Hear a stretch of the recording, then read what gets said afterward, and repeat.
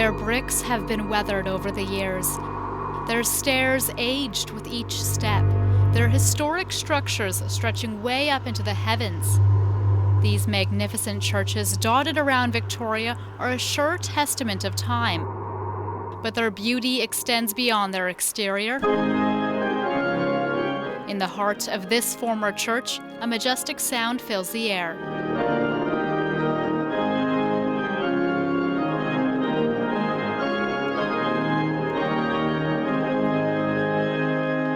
It is definitely the king of instruments, there's no doubt about it. And this specific organ may be the king of all organs on the island. It lives in the Victoria Conservatory of Music, and at 102 years old, it still uses all of its original pipes. Whereas most instruments are rebuilt every 30, 40 years, this one is unaltered tonally from 1910. So in a way, this is a time machine.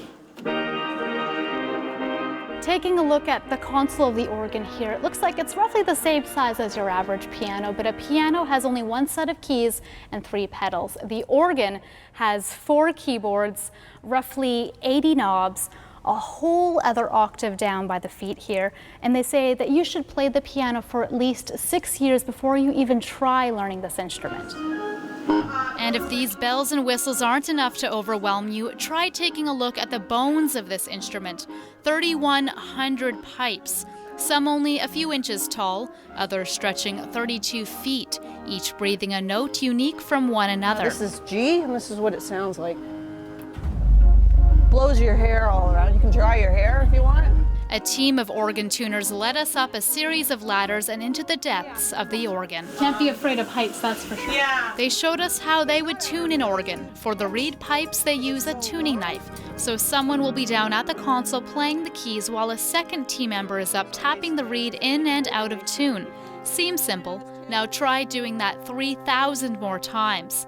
For the flue pipes, there's a different technique. If the pipe is flat and you want to sharpen it, you bring this down, and you have a special knife, so you're actually shortening the length of the pipe itself. It would take a few days to tinker with each one of these pipes, but this one made a comeback 2 years ago, and it's only due for a tune-up.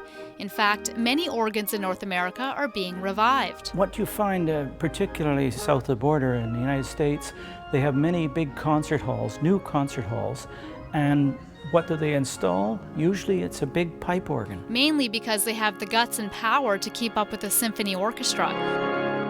But they're not an easy instrument to install. It takes roughly 50,000 man-hours to build one. And in this day and age, this organ would cost anywhere from $1.5 to $1.75 million. But it's a sound that just can't be beat.